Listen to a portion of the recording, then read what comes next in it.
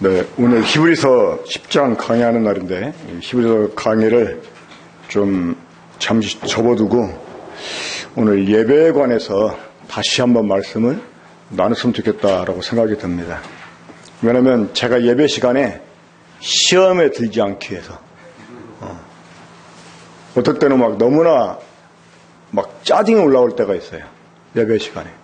그러다 보면 이 말씀 막 묵상도 제대로 안 되고 이 예배 끝나고 말씀 나누는 것도 조금 영향을 받더라고. 지난주 같은 경우에 제가 다른 모임들을 방문하거나 또 다른 교회 형제들을 만나게 되면 우리 모임에서 가장 우선적으로 시급하게 개혁돼야 될 부분이 있다. 그게 바로 예배다라고 종종 말을 하거든요. 그러면서 그 예배에 관해서 이제 교제를 하기도 하는데, 만약에 그런 말씀을 들었던 사람들이 아마 지난주에 우리 교회에 와가지고 예배 드리는 거 봤다면 상당히 실망했을 것 같다 하는 이런 생각이 좀 들더라고요. 왜냐면 일단 우리 이제 예배에 관해서 많은 말씀 나눴었잖아요. 사실 우리가 그 사도행전을 보거나 아니면 서신서를 보면 예배를 어떤 순서에 의해서 해야 된다 하는 것이 나와 있잖아요. 왜 사도들이 교회에 편지를 하면서 그 예배를 어떤 순서에 의해서 해야 되느냐, 이걸 말씀을 안 해줬을까요? 아마 초대교회 때는 그냥 아무런 이상 없이 잘 예배를 드렸기 때문이 아닌가 이렇게 생각을 합니다. 그렇다면 우리가 어떤 그 순서에 의해서 예배를 드려야 되느냐 하는 것을 어디에서 찾아볼 수 있을까요? 바로 예배 모범이라고 할 수 있는 그 요한계시록 4장, 5장에서 우리가 이 예배 그 순서에 대해서 좀 찾아볼 수 있습니다. 한번 보겠습니다.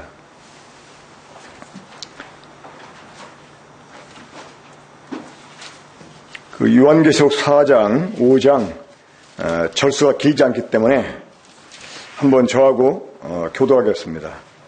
자, 요한계시록 4장, 5장 두 장 함께 보겠습니다. 이 일 후에 내가 보니 하늘에 열린 문이 있는데 내가 들은 바 처음에 내게 말하던 나팔소리 같은 그 음성이 이르되 이리로 올라오라. 이후에 마땅히 일어날 일을 내가 내게 보이리라 하시더라. 내가 곧 성령에 감동되었더니 보라, 하늘에 보좌를 베풀었고 그 보좌 위에 앉으신 이가 있는데 앉으신 이의 모양이 벽옥과 홍보석 같고 또 무지개가 있어 보좌에 둘렸는데 그 모양이 녹보석 같더라. 또 보좌에 끌려 24 보좌들이 있고 그 보좌를 위해 24 장로들이 기둥을 들고 머리에 단을 쓰고 앉았더라. 보좌로부터 번개와 음성과 우레소리가 나고 보좌 앞에 켠 등불 7이 있으니 이는 하나님의 7영이라. 보좌 앞에 수정과 같은 진리가 나가 있고 보좌 가운데와 보좌 주위에 네 생물이 있는데 앞뒤에 눈들이 가득하더라. 그 첫째 생물은 사자 같고 그 둘째 생물은 송아지 같고 그 셋째 생물은 얼굴이 사람 같고 그 넷째 생물은 날아가는 독수리 같은데 네 생물은 각각 6날개를 가졌고 그 안과 주위에는 눈들이 가득하더라. 그들이 만나 쉬지 않고 이르기를 거룩하다 거룩하다 거룩하다 주 하나님 곧 전능하시니요 전에도 계셨고 이제도 계시고 장차 오시리라 하고 그 생물들이 보좌 앉아서 세스토록 살아계시는 이에게 영광과 존귀와 감사를 돌릴 때에 24 생물들이 보좌에 앉으신 이한테 엎드려 세세토록 살아계신 이에게 경배하고 자기의 관을 보좌 앞에 드리며 이르되 우리 주 하나님이여 영광과 존귀와 권능을 받으시는 것이 합당하오니 주께서 만물을 지으신지라 만물이 주의 뜻대로 있었고 또 지으심을 받았나이다 하더라. 그러므로 보좌에 앉으신 이의 오른손에 두 마리가 있으니 안팎으로 솟고 7 인으로 모양하더라. 또 봄에 힘있는 천사가 큰 음성으로 외치기를 누가 그 두루마리를 펴며 그 인을 떼기에 합당하냐 하나. 하늘 위나 땅 위나 땅 아래에 능히 그 두루마리를 펴거나 보거나 할 자가 없더라. 그 두루마리를 펴거나 보거나 하기 위해 합당한 자가 보이지 아니하기로 내가 크게 울었더니 장로중에 한 사람이 내게 말하되 울지 말라. 이제 주가에 싸다 자기 식구가 이겼으니 그 두루마리와 그 일곱인을 해시리라 하더라. 내가 또 보니 보좌와 내 생물과 장로 사이에 한 어린 양이 서 있는데 일제히 죽임을 당한 것 같더라.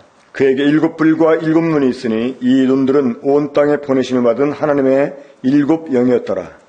7명. 나와서 보좌에 앉으시니 오른손에서 두루마리를 취하시니라. 그 두루마리를 취하심에 내 생물과 24장로들이 그 어린 양 앞에 엎드려 각각 검은 고와 향이 가득한 금 대접을 가졌으니 이 향은 성도들의 기도들이라. 그들이 생물을 돌아가기에 두루마리를 가지시고 그 인공을 떼기에 합당하시도다. 일찍이 죽임을 당하사 각 족속과 방언과 백성과 나라 가운데서 사람들을 피로서서 하나님께 드리고 그들로 우리 하나님 앞에서 나라와 재상들을 삼으셨으니 그들이 땅에서 왕노릇 하리로다 하더라. 내가 보고 들음에 보좌와 생물들과 장로들을 눌러서 많은 천사의 음성이 있으니 그 수가 만만이요 천천이라. 큰 음성을 이르되 죽임을 당하신 어린 양은 능력과 부와 지혜와 힘과 존귀와 영광과 찬송을 받으시기에 합당도다 하더라. 내가 또 들으니 하늘 위와 땅 위와 땅 아래와 바다 위와 그 가운데 모든 피조물이 이르되 보좌에 앉으신 이와 어린 양에게 찬송과 존귀와 영광과 권능을 세세토록 돌릴지어다 하니. 함께 읽겠습니다. 내 생물이 이르되 아멘하고 장로들은 엎드려 경배하더라. 우리가 함께 읽었던 이 요한계시록 4장 1절에 있는 말씀 가운데서 이리로 올라오라 하는 이 음성을 요한이 과거에 들었던 것처럼 곧 머지않은 장래에 우리가 동일하게 들을 것입니다. 우리 주님이 그 하나님 아버지 손에 들려진 이 7개의 봉인으로 된 이 책을 받으실 때, 그리고 그 첫째 인을 떼실 때, 이때가 언제일까요? 바로 이 지상에서 유대인들에게 약속하신 마지막 한 일회가 시작되는 그런 순간입니다. 다시 말해서 교회가 휴거한 직후에 되어질 일로 이렇게 보입니다. 7인을 떼실 때부터가 이제 소위 말하는 7년 환란의 시작이 되는 것입니다. 그러니까 우리가 머지않은 시간 후에 우리 주님이 오실 때 이 천사의 호령과 나팔 소리로 이제 오실 때 우리를 불러가지고 이리로 올라오라 할 때 우리 함께 다 올라갈 거예요. 자, 휴거는 뭐라고요? 휴거는 주님 앞에서의 모임입니다. 휴거가 뭐라고요? 주님 앞에서의 모임이에요. 대성경 후서 2장에 보면 나오잖아요. 그 주님 앞에서 모이는 그 모임에 대해서. 그러니까 결국은 이제 그 전 우주적인 성도가 주님 앞에 함께 모이는 그 순간이 휴거고, 이제 그 모임은 폐해가 없는 그런 모임이 되겠죠. 그렇죠? 그러니까 우리가 이 집회 시간이 되면 주님의 이름으로 교회로 모이는 거, 이거는 일종의 휴거를 우리가 연습하는 것입니다. 예배 시간이 되고 또 집회 시간이 되고 그래가지고 주님이 교회로 오라 하는데 안 오는 사람은 나중에 휴가할 때 조금 지장이 있을 수도 있다고 말하면 또 이상하겠죠. 아무튼 간에 오라고 할 때 딱 가는 일에 우리가 익숙해져야 됩니다. 자, 그래서 이제 교회가 휴가했을 때 되어질 그 하나님 앞에서의 예배의 이제 그 정경이 바로 4장 5장에 펼쳐져 있습니다. 지금 이제 그 예배의 중심에 하나님 아버지가 계시고 그 하나님의 보좌 앞에 내 생물, 그 그리스도의 그 어떠하심을 보여주는 이 그 생물들이라고 말할 수가 있죠. 그리고 그 하나님의 보좌에 둘러서 24 장로들이 앉아 있습니다. 그리고 그 복판에 일찍 죽임당하신 어린 양이 계십니다. 그리고 그 주위를 천군 천사들이 둘러싸고 있어요. 자, 이 천군 천사들의 수가 얼마나 되죠? 5장 11절 보면 내가 또 보거든요. 보좌 생물들과 장로들을 둘러선 많은 천사의 음성이 있으니 그 수가 만만이요 천천이면 몇 명입니까? 만만이면 1억이고 천천이면 100만입니까? 그러니까 이 만 곱하기 만, 천 곱하기 천 이거는 꼭 그 숫자만 말하는 게 아니라 그 수가 엄청나다는 거죠. 우리가 막 굉장히 많다고 표현할 때 그 굉장히라는 말을 액센트를 더 강조할수록 많이 강조할수록 어때요? 그 굉장함이 더해지잖아요. 그러니까 이 셀 수 없을 만큼 많은 천군 천사 무리가 이 예배하는 그 주변을 둘러싸고 있고 또 마지막에 무엇이 이 하늘 위와 땅 위와 땅 아래와 바다 위와 그 가운데 모든 피조물이 이 예배에 함께 참여를 하게 됩니다. 자, 제가 여러 번 강조한 것처럼 이 예배 서두에는 먼저 누구한테 예배가 드려져야 됩니까?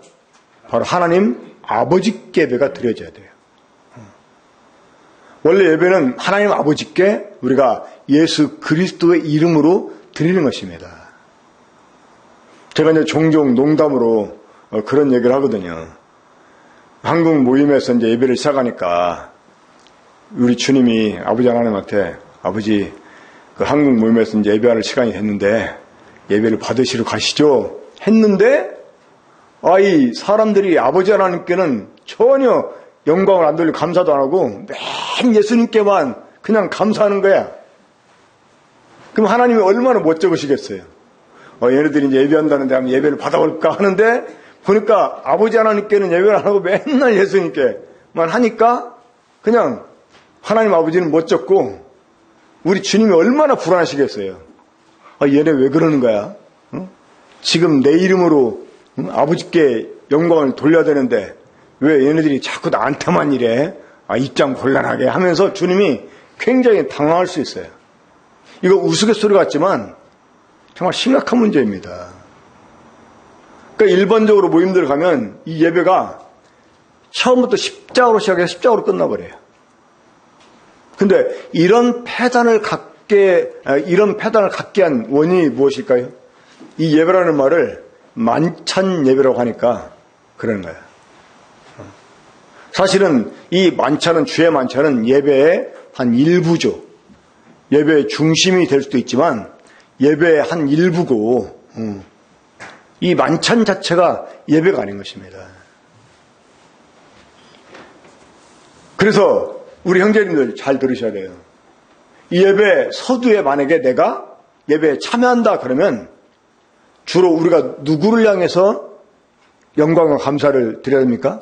하나님 아버지에 관해서 우리가 말하면서 이 하나님께 아버지께 영광을 돌려드려야 되는 거예요.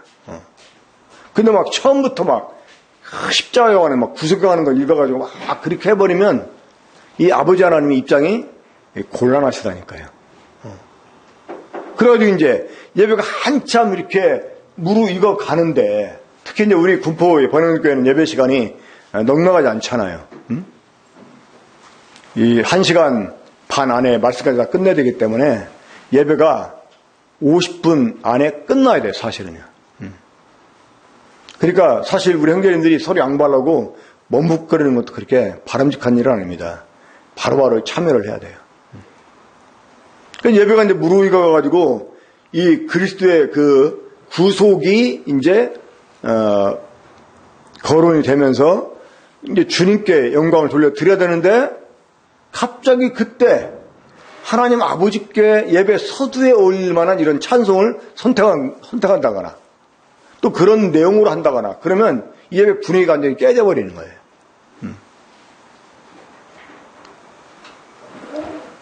이제 고지식하게 우리가 예배를 위해서 미리 준비하고 와야 된다. 그러니까 준비된 예배를 드려야 된다. 하고 이제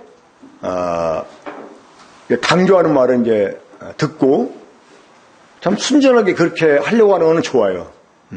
그러면 내가 준비한 게 서두에 할 건지 아니면 중간에 할 건지 이걸 봐가지고 서두에 할 건데 하려고 했는데 머뭇거리다 보니까 다른 사람이 먼저 막 선수를 쳐버렸네. 그래서 이제는 이제 죽임당하신 어린 양뼈로 이 초점이 돌려져 가는데 이거 내가 끼면 안 되겠다. 그럼 어떻게 해야 돼요? 그냥 안 해버리든가 아니면 좀 그걸 미리 준비 안 됐어도 예배 하루 이틀 하는 거 아니고 그렇죠? 좀 바꿔가지고 중간에 우리 이제 주님의 그 구속이 드러나게 내용을 바꾸면 되잖아요. 근데 자기가 준비한 것대로 해야 된다 해가지고 이제 그 뒤늦게 이 참여해가지고 예배 이 흐름을 깨는 이런 경우가 있어요. 그럼 이렇게 표현해서 합니다만 제 마음이 굉장히 불편해져요. 그러면 왜 저런 게 왜 이래? 이런 막 마음이 생각이 들어요. 지금 이거 한두 번 드리는 예배도 아닌데 그렇게 내가 강조했는데 왜 저러지? 이래가지고 이제 마음이 어려워지면 이 말씀하러 올라갈 때까지 이게 막 좀 가더라고. 지난주에는. 그래서 또 내가 만약에 막 주님의 그 구속에 대한 감동이 있어가지고 오늘 이것으로 내가 주님 앞에 영광을 드려야 되겠다 해가지고 이제 준비하고 왔으면 어떻게 해야 돼요? 좀 서두에 사람들이 안 나서도 좀 기다리든지. 근데 분위기가 내가 좀 나서야 될 것 같다 그러면 내용을 좀 바꾸든지 융통성을 갖고 우리가 예배를 드려야 된다 그 말입니다. 한번 먼저 보겠습니다. 8절 함께 다시 보죠. 시작. 내 생물은 각각 6마리가 가졌고 그 안과 주위에는 눈들이 가득하더라. 그들이 밤낮 쉬지 않고 이르기를 거룩하다 거룩하다 거룩하다 주 하나님 그 전능하신 이여 전에도 계셨고 이제도 계시고 장차 오시리시라 하고 그 생물들이 보좌 앉으사 세세토록 살아계신 이에게 무엇을? 영광과 존귀와 감사를 돌릴 때. 자, 이 찬양과 더불어서 뭘 돌렸다고요? 영광과 존귀와 감사를 누구한테? 보좌에 앉으신 하나님 아버지께 돌려드렸다는 거예요. 그러니까 이 예배 서두에는 이 보좌에 앉으신 하나님 아버지, 이 하나님 아버지의 영광을 우리가 드러내서 그분께 합당한 영광을 돌려드리고 그분이 얼마나 존귀한 분인지 그분의 존귀함을 드러내서 그분께 그 존귀함을 돌려드리고 그분이 행하신 일들에 대해서 또 베풀어 주신 은혜들에 대해서 우리가 감사로 예배를 드려야 되는 거예요. 자, 그랬을 때 이사 장로들이 어떻게 했습니까? 자, 우리 10절, 11절 함께 보죠. 시작. 이사 장로들이 보좌 앉으신 이 앞에 엎드려 세세토록 살아계시는 이에게 경배하고 자기 관을 보좌 앞에 드리며 이르되. 자, 일단 10절만 봅시다. 자, 이사 장로들이 어떻게 했어요? 그 보좌 앉으신 이에게 엎드려서 경배를, 절을 했어요. 절을. 이건 완전히 이제 그 부복하는 걸 의미해요. 부복하는 것. 자, 이 경배가 갖는 뜻이 일단은 그 하나님 앞에 부복한다는 그런 의미가 있습니다. 하지만 그것 외에 더 깊은 뜻이 있는데 이 경배는 오직 하나님뿐입니다라는 그런 의미가 있습니다. 오직 하나님뿐입니다. 이 경배를 나타내는 영어 단어가 adoration이에요. adoration. 동사로는 adore. 내가 당신이 경배하며 할 때 I adore you 이렇게 말하거든요. 이 adore이라는 말이 완전히 납작하게 엎드려 버리는 거예요. 납작하게. 그 상대방 앞에 가서 완전히 납작하게 엎드리는 것입니다. 그러니까 그 사람 앞에 당신 앞에 나는 없는 존재입니다. 그런 의미예요. 그러니까 당신 앞에 나는 없는 존재입니다. 그건 뭘 의미하는 것입니까? 오직 당신뿐입니다. 그런 의미가 있는 것입니다. 우리가 예배할 때 하나님 앞에 정말 우리는 아무것도 아니라는 것을 인정하고 오직 주님뿐입니다라고 우리가 엎드리는 거예요. 그것처럼 주님을 존귀하게 하는 일이 없습니다. 자, 사실 우리는 하나님 앞에 아무것도 아닙니다. 그렇죠? 왜 우리는 아무것도 아닙니까? 원래 우리는 없는 존재였기 때문에. 우리가 하나님 아버지에 의해서 존재하게 된 사람들이에요. 그러니까 우리의 창조주 앞에 우리가 없는 존재인 것처럼 우리 자신을 내려놓는 것, 이건 너무나 합당한 일입니다. 그리고 또 우리를 구속하신 그 일을 생각하면 우리는 하나님의 심판을 받고 멸망에 합당한 이런 자들인데, 그런 우리가 이런 예배 자리에 있다고 하는 사실이 진짜, 그리고 우리는 아무것도 아닙니다. 그런 의미로 부복하는 것이고, 그리고 그분에게 최대의 공경을 표하는 이런 절하는데, 자 보세요. 그런 다음에 장로들이 어떻게 했습니까?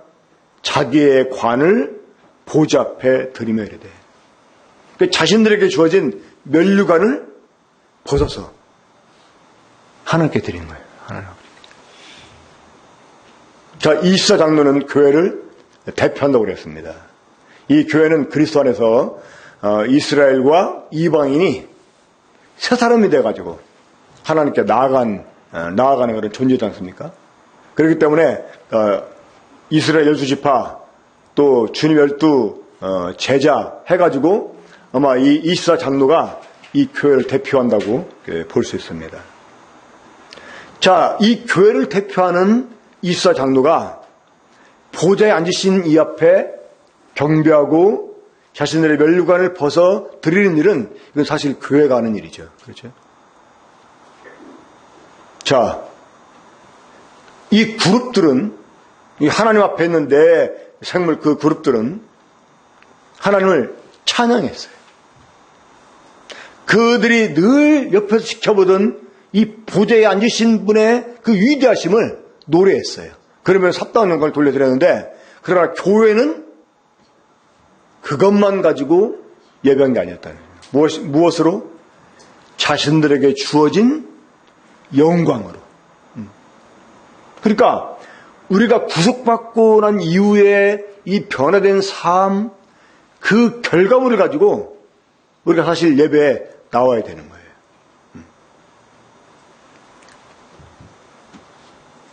자신들에게 주어진 이 면류관 누가 줬습니까? 하나님 아버지께서 주신 거죠. 그 면류관 하나님께 되돌려 드리면서, 그러니까 우리가 주님 안에 들어와서 갖게 된 모든 지위, 아니면 어떤 영적인 혜택들, 이런 것들이 주님께로부터 왔다는 것, 그걸 다시 하나님께 고백하면서 되돌려 드리는, 이것이 그 장로들에게 드려진 예배였다고 하는 것입니다. 11절 함께 읽겠습니다. 시작. 우리 주 하나님이여, 영광과 존귀와 권능을 받으시는 것이 합당하오니 주께서 만물을 지으신지라 만물이 주의 뜻대로 섰고 또 지으심을 받았나이다. 그러니까 지금 이 내 생물의 찬양에 대해서 장로들이 화답하는 것이죠. 그렇죠? 이 영광과 존귀와 감사를 돌릴 때에 이랬잖아요. 그럴 때 이 수사장들이 우리 주 하나님의 영광과 존귀와 권능을 받으시는 것이 합당하다, 이렇게 고백을 합니다. 화답을 하는 거죠. 우리도 예배 때 만약에 어떤 형제님이 딱 하나님 아버지 어떤 부분을 딱 얘기하고 그러면서 이제 그분께 영광을 돌려드리면 다음 사람이 바로 받아가지고 그 내용을 이어서 해도 좋을 것 같아요. 그러니까 내가 막 판에 박힌 대로 오늘 이렇게 내용으로 해야지 하고 준비하고 와서 해도 괜찮은데요. 이제 어느 정도 예배에 우리가 익숙해 하잖아요. 사실 갑자기라도 옆에서 앉아서 푹 찔러. 옛날에 이제 초반에 이제 그런 일이 있었는데, 형제들 예배에 참여해야 되는데 막 서로 감사를 미루려고 안 해요. 그 막 답답하니까 옆에 가까이 앉은 사람 찔러. 빨리 해. 그래서. 그럼 그 사람이 막 일어나가지고 해. 근데 잘해요. 뭐 한두 번 해본 게 아니니까. 사실 그러니까 이 예배 준비라는 것이 일단은 마음 준비가 중요하고, 그렇죠? 그 4단계 훈련 교재를 쓴 진깁슨 형제님 계신 교회 있잖아요. 미국의 그 페븐 교회라고 하는 데인데, 그 교회는 이 예배 때 이제 장로가 나와가지고 기도를 한대. 주님의 어떠하심에 대해서 얘기를 한답니다. 그러니까 기도를 하고 이제 예배를 시작하는데요. 그러면 그 장로가 주님의 어떠한 부분에 대해서 딱 이렇게 교제를 하고 나면 거의 모든 사람들이 그 부분에 관해서 집중적으로 감사한다는 거예요. 그러면 만약에 어떤 형제가 딱 했다 그러면 바로 그걸 이어가지고 막 경성 형제가 막 그 하나님의 어떤 그 자비로움에 대해서 막 이야기하면서 막 하면 딱 끝나고 나면 막 우리 탁 정리하면서 예 주님 그렇습니다. 정말 주님은 얼마나 그 자비하심이 풍부한 분이시니 하면서 막 톡 하고 나니까 막 딱 끝나고 나는데 갑자기 막 재훈이가 오 주여 정말 생각할수록 주님은 너무나 자비하신 분이십니다. 그러면 아마 막 그 주님의 그 자비하심이 다 극대화돼가지고 그러니까 이 내 생물이 영광과 존귀와 감사를 돌릴 때 이 사람은 어떻게 했어요? 엎드려 경배하면서 자신들의 면류관을 벗어들이면서 우리 주 하나님이여 영광과 존귀와 능력을 받으심이 합당하다. 예, 맞습니다. 지금 저 내 생물이 하나님을 찬양하며 하나님께 영광을 돌려드리는데 그게 정말 맞다고 하면서 왜 맞는지에 대한 이유를 지금 말하고 있었잖아요. 그렇죠? 그러니까 좀 우리가 예배 이런 내용으로 오늘 하고 싶다. 어떤 감동이 있어. 그런 쪽으로 준비를 해왔으면 그걸 약간 변형을 했더라도 우리가 할 수 있으면 좋겠고 또 이제 예배는 나 혼자 드리는 게 아니고 여럿이 함께 드리니까 될 수 있으면 좀 간단 명료하게 예배를 드리면 좋을 거예요. 간단 명료하게. 꼭 많은 말을 안 해도. 이 전주 북부교회 이제 이름 바꿨죠. 온고울 성천교회로. 그 교회는 그 사역하는 그 형제님이 한번 자기 이제 그 교회 예배에 대해서 이 경기적 그 7명 때 와가지고 좀 예배에 대한 얘기하면 자기 교회 이제 예를 들어 하는데 겁나게 자랑하는 게 있더만. 그게 뭐냐면 얼마나 많은 사람이 예배에 참여하는가. 수십 명이죠. 근데 거기는 일단 형제들은 예배 때 무조건 예배에 다 참여하게 한다는 거예요. 이 간단한 말 한마디라도 꼭 참여하게 한다는 거예요. 그러니까 짧은 시간에도 간단하게 하고 나니까 굉장히 많은 사람이 참여한다는 거예요. 물론 그것이 그 바람직한 일이라 말할 수는 없습니다. 왜냐하면 우리가 예배에 나온다고 해서 모두 다 감사에 참여한다. 사실 그거는 없어요. 왜냐하면 다른 사람이 한 것으로 우리가 함께 거기에 마음을 합해서 그 다른 사람의 감사를 내 감사로 드릴 수 있거든요. 그 싱가포르 악무기호 모임은 90년대 제 수양회 때 갔을 때 그때 600명이 모였었거든요. 근데 딱 4사람 감사하고 나니까 만찬을 돌리더라고요. 그러니까 그 대표성을, 이 공중예배 때는 대표성이라는 게 있는 거죠. 하지만 또 하는 사람 해도 안 되잖아요. 또 여러 명이 참여를 하기 때문에 너무나 길게 이렇게 해서는 안 되고 또 제가 예배 때마다 꼭 약방의 감투처럼 언급하는 내용이 있는데 어떤 모임에 날 때 학생 애들이 어른들 예배 흉내내는 걸 연극으로 했는데 어떤 애가 다 일어나가지고 막 뭐라 기도하니까 사람들이 저 무슨 연기 아니야? 또 다른 애가 저 무슨 연기인데? 이렇게 알 정도로 그러니까 말투만 아니라 이제 이 내용도 그래가지고 이 대전에서 그랬었어요. 어장님 다 일어나면 항상 레파토리가 있어. 이제 저거 나왔으니까 이제 다음 뭐가 나오겠구나. 이제 뭐가 아직도 이거 나오려면 멀었는데 이거 나오는 거 보니까 그냥 끝날 때가 됐구나. 이렇게 다 짐작이 된다니까요. 하나님의 앵무새 예배를 받으시는 게 아니잖아요. 그러니까 우리가 준비를 하고 나오는 것도 좋은데 그 예배 흐름을 타가지고 거기에 또 편승을 해가지고 그 순간 성령님이 감동하시 인도하는 대로 우리가 화답하면서 예배를 할 수 있어야 된다고 말입니다. 그러면서 간단하게, 그러니까 이 연습도 잘할 필요가 있어요. 많은 말보다 간단한 말이지만 정말 아주 명확하게 어떤 핵심을 얘기하면서, 그리고 이 공중예배는 내가 지금 일어나서 감사하지만 내 감사하는 게 아니에요. 그렇잖아요? 교회 전체를 대표해서 감사하는 거예요. 어떤 사람은 자기 예배 드린다 그러는데 그건 아니에요. 그러면 자매들은 뭐 어떡하라고, 자매들은. 자매들은 남 예배 드리는 거 구경만 하다 가는 거예요? 아니잖아요. 이 공중예배는 대표성을 가지고 예배하는 거예요. 그러니까 다른 사람이 그 기도에, 그래서 이 표현을 댈 수 있으면 나라는 표현보다, 자기 개인에게 이렇게 하는 것보다 우리 해가지고 그 대표성을 가지고 해야 되기 때문에 다른 사람이 공감할 수 있는 말로 또 우리가 감사를 해야 돼요. 그러니까 사람을 듣게 하려고 감사하는 건 아니지만, 하나님 들으라고 하는 거지만, 사람들이 거기에 아멘을 화답하게 하려면 어떻게 해야 돼요? 다른 사람이 공감할 수 있는 이런 용어를 사용하고 또 그런 식으로 이 흐름을 가지고 우리가 감사를 해야 되는 거예요. 내 감사를 드리는 게 아니고 공중 예배는. 근데 이제 그런 다음에 이 죽임당하신 어린 양이 등장을 합니다. 그러면서 이 예배의 포커스가 아버지 하나님에게서 어린 양으로 이렇게 옮겨가잖아요. 자, 거기 봅시다.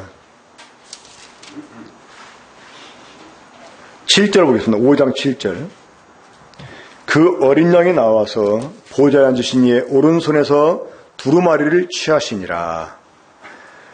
그 두루마리를 취하심에 내 생물과 이스라 장로들이 그 어린 양 앞에 엎드려. 자, 뭘 가졌어요? 검은 고와 향이 가득한 금대접을 가졌으니 이 향은 성도의 기도들이라.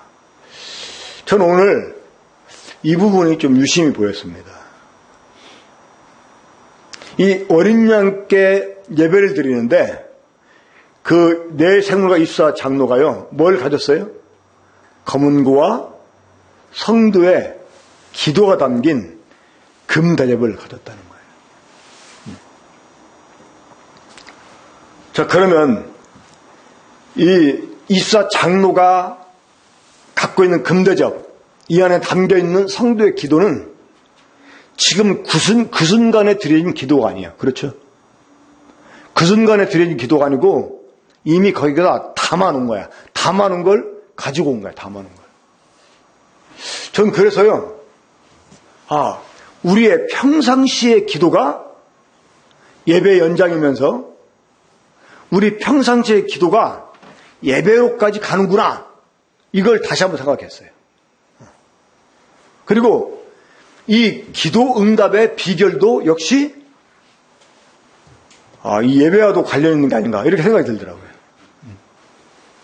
그러니까 그 예배 때 한 주간 동안 성도들이 드렸던 찬양과 기도를 가지고 와서 이 하나님 앞에 그걸 함축적으로 쏟아내는 거예요. 쏟아내.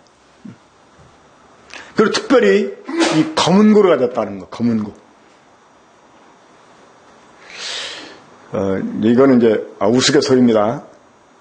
이 검은 고 이사장은 검은 걸 가졌다는 거 보면서 우리 군법 번노 성도들도 악기 하나씩 다 다려야 되겠다 생각이 들었어요. 이사장들이 검은 고를 가지고 하나님 앞에 우리 주님께 나아간 거예요. 검은 고를 가지고. 저 검은 고 왜 가졌을까요? 나가려고. 그렇죠. 그러니까 이 평상의 삶에서 찬양이 있고 평상의 삶에서 기도가 있고 이걸 가지고 예배 나오는 거예요. 그러니까 예배 준비는 다른 게 아니고요. 정말 우리의 삶 가운데 늘 찬양의 삶, 기도의 삶, 이걸 가지고 예배 나오는 것입니다. 그 나중에 14장인가 가면 14만 4천 여개가 나오고 이 14만 4천이 부르는 어린 양의 노래가 있어요. 그러니까 이 지상에서는요 14만 4천 외에는 그 노래를 배울 자가 없다고 그랬어요. 근데 그 찬양이 어디서 나오냐? 하늘에서. 하늘에서 이미 하늘에 올라간 성도들은 그 찬양을 알아. 근데 뒤늦게 이 땅에서 14만 4천이 이제 그 노래를 배우게 되는데 그 하늘에서 찬양이 일어날 때 검은 고소리가 나, 검은 고소리가. 그 김정영 형제님이라고 지금은 그 양반이 이제 조금 모임을 떠나서 이상한 데로 빠졌는데 그 양반이 전도출판에서 나온 책들을 많이 번역했거든요. 그리고 당시만 해도 상당히 보수적인 그런 형제님을 알려주셨거든요. 제가 그분을 이제 저희 교회에 한번 주일날 초청해가지고 말씀을 나누겠는데 오후에 그분이 오후에 그 교제하면서 이 교회에서 악기 사용하는 것에 대해서 이분이 교제를 해요. 그래서 이제 그때 처음 들었는데 이 요한계시를 보게 되면 다른 만물이나 천사가 찬양할 때는 악기가 없다는 거야. 근데 성도들이 찬양할 때 악기 소리가 나온다는 거예요. 그러면서 악기를 사용하는 게 성경적이다 이렇게 말하더라고요.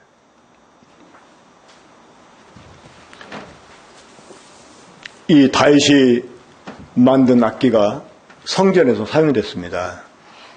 그런데 다른 부분에서는 다윗의 악기라고 해서 표현을 다윗의 악기. 레위인들이 다윗의 악기를 잡았더라. 그랬는데요. 이 다윗의 악기가 성전 봉헌할 때 여호와 악기로 바뀝니다. 레위인들이 여호와 악기를 가졌더라. 이렇게 표현해요. 그러니까 이 악기를 가지고 우리가 하나님을 찬양하고 그리고 시편에 보면 하나님을 공교하게 찬송하네. 공교하게. 이 공교하다는 게 뭡니까? 어떨 때는 박수치면서 박수치면서 이 찬송하라는 건 뭡니까? 리듬에 맞춰서 치라. 리듬에 맞춰서. 그리고 시편 그 앞에 제목 보면 어떤 악기에 맞춘 노래 나오잖아요. 그 공교하다는 것은 정말 아름답게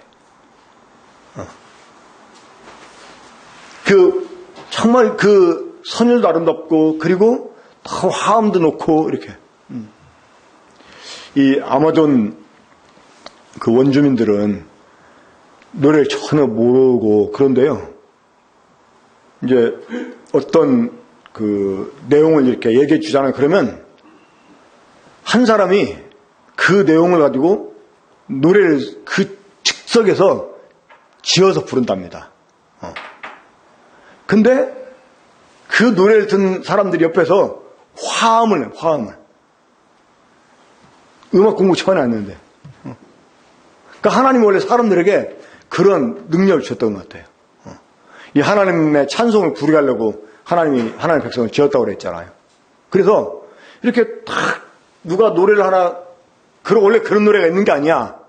그냥 혼자 막 불러 자기가 막 노래를 노래도 안 해겠지. 이제 우리가 부르면 지금 같은 우리가 부른 노래가 막 노래를 혼자 막 부른대요. 그 내용을 가지고 그러면 옆에서 화음을 낸다. 화음을.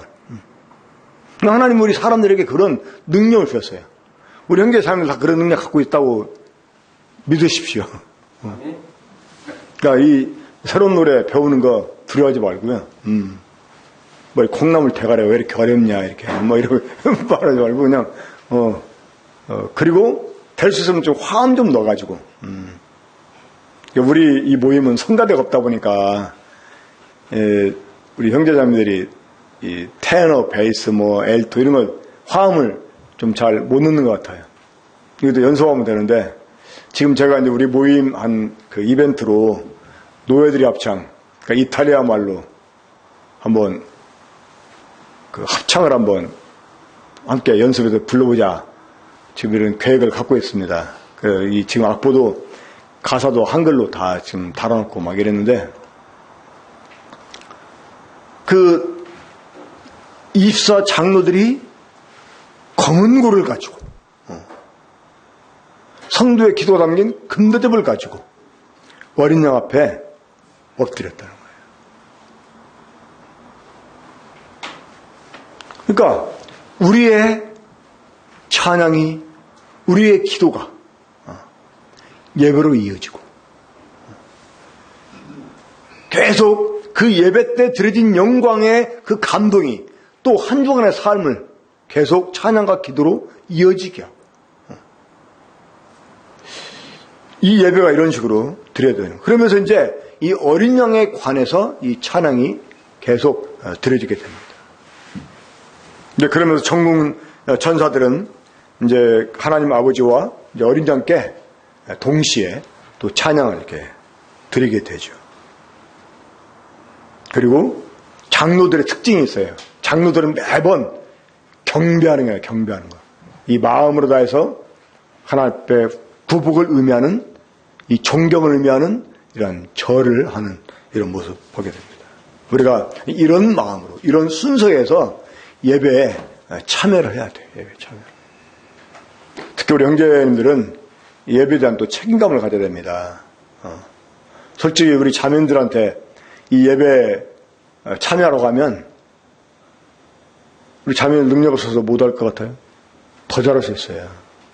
근데 자매라는 이치 때문에 너울 쓰고 잠잠히 있는데 그런 자매님들 생각해서라도 우리 형제님들 예배에 이 적극적으로 참여하고 더 질 높은 예배에 할 수 있도록 우리가 좀 예배를 위해서 기도하면서 사실 훈련을 좀 해야 됩니다. 그래서 정말 이렇게 남들이 와서 봐도 요즘 우리 청년들 예배 참여도가 좀 떨어지는데요. 우리 강승경 형제님이 군포공역에 딱 와가지고 김광수 형제님 말씀 때문이 아니라 청년들의 예배 때문에 마음이 녹아져가지고 야, 이 교회 예배에 살아있구나 해가지고 마음을 정했다는 거 아닙니까? 이 제2의 강순기가 계속 제3의 강순기가 나올 수 있도록 우리 예배에 정말 예배 때 막 주님의 임재가 느껴지고 주님의 영광이 막 보이고 그리고 막 벅차가지고 막 어깨춤도 칠 수 있고 막 그냥 눈물로 고백할 수 있고 이런 감격스러운 예배 이런 예배가 될 수 있도록 우리 형제님들 특별히 좀 생각도 하고 계속 묵상도 하고 준비도 하고 또 훈련도 이렇게 해야 돼요. 좀 즉흥적으로 어떤 때는 할 때도 있고 나는 이렇게 생각하고 왔는데 주님이 막 갑자기 막 어떤 형제 기도 드는데 막 마음이 다른 쪽으로 감동해. 그러면 그 감동 가지고 예배를 드려요. 감동 가지고. 사실 이제 예배에 대해서 제 개인적인 이건 제 개인적인 건데요. 예배에 대한 제 어떤 이상적인 게 있는데 개발하면 맨 처음에는 막 이렇게 찬양하는 거야. 찬양. 그 찬양 열기에 빠져가지고 막 그 찬양 열기에 빠져가 너무나 막 그 감동이 돼가지고 그 감동을 이기지 막 못해 주체하지 못해가지고 막 감사 쏟아내는 하나님께 영광을 막 그 영계 고백을 쏟아내는 그 이런 그 예배 전 정말 드리고 싶어요. 어떤 막 순서에서 막 해가지고 하는 게 아니라 찬양하다가 막 너무나 막 감동이 돼가지고 막 감사하고 싶은 거예요. 막 기도하고 싶은 거예요. 여기서 막 기도. 그럴 때 정말 안 믿는 사람도 와가지고 그 예배 분위기에 적게 되니까 이런 생각도 개인적으로 하게 됩니다. 그래서 우리 사회자가 예배를 위해서 시작 기도를 할 때부터 예배 시작이 아니고 그 전에 찬양할 때부터 예배 시작이다 생각을 하고요. 또 찬양에 몰두해야 돼. 찬양에 몰두해야 돼. 이 찬양하는 시간에 딴짓하는 사람 참 많아요. 그냥 자 찬양은 지금 누구 들으라고 하는 거예요. 누구 들으라고? 우리 주연이 어렸을 때 보면은요. 주희한테는 노래해봐라 그러면 야 빨리 너 해봐. 너 노래 잘하잖아. 재미없어요. 알았다. 우리 주연이는 못해도요. 누가 노래할 사람 지가 들으면 딱 나와가지고 막 하고 그러니까 오히려 사람들이 또 막 이렇게 칭찬하고 그러니까 우리가 우리 기분에 따라서 찬송해서는 안 돼요. 주님께 우리가 지금 주님을 기쁘시게 하고 찬양하는 거잖아요. 그러니까 정말 온마음으로 우리 감정을 실어서 뭐 어떤 교회에서는 감정을 실으면 안 된다고 그러는데 이 다윗처럼 너무나 기쁨 막 정말 바지가 흘러내려갈 정도로 그냥 흘러내려가는지 모르고 막 정말 그런 막 그 감격에 빠져가지고 막 찬양하는 그런 찬양이 드려져야 돼요. 그래서 그 좀 예배 시간 전에 찬양 시간 전에 와서 오늘 또 뭐 지난주도 그랬지만 오늘 또 지금 딱 이렇게 말씀 시작하니까 그때 이제 막 이렇게 좀 몰려오셨거든요. 맨 처음에는 딱 올라왔는데 썰렁하면 이게 갑자기 막 풀리면서요. 말씀 전하고 싶은 생각도 떨어져요. 그럼 찬양 인도하는 사람은 얼마나 더 하겠어요?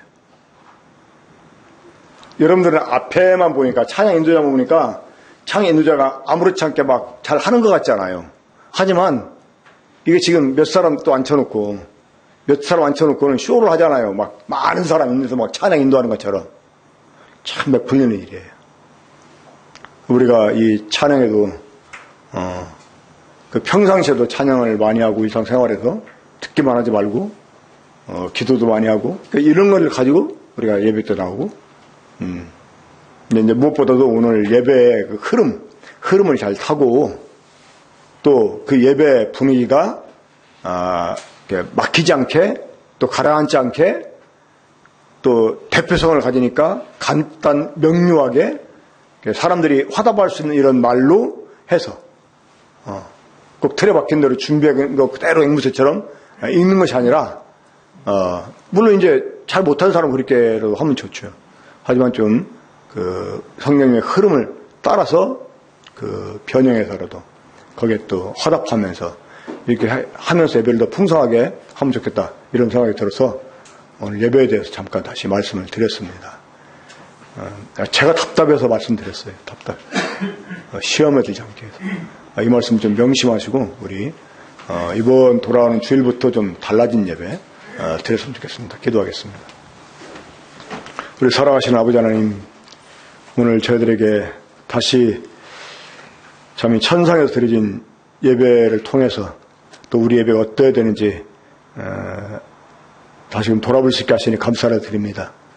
주님, 우리 군포 보령교회를 더 사랑해 주시고 또 우리 형제님들을 더 사랑해 주시고 예배자로 합당한 이런 삶 가운데서 정말 예배가 무엇인지 바로 이해하고 정말 주님을 온전히 드높일 수 있는 이런 예배를 드리는 사람들이 될 수 있게 주시기 원합니다.